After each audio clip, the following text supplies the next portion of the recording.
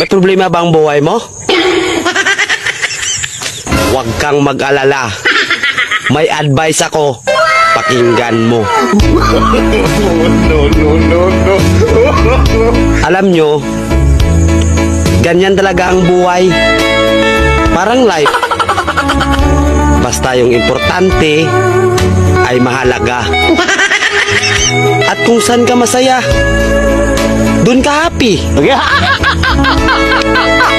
Basta wag kang maniwala sa swerte. Kasi malas yun.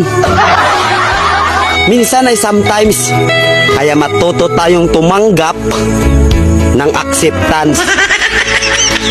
Halimbawa, for example, ang baby ay sanggol. So kung di mo intindihin, you don't understand. Basta kaibigan, lagi mong tatandaan that wherever you go are there. At the end of the day, ay gabi na. At alam mo, walang umaga sa Japan. Kasi lahat sila ay hapon.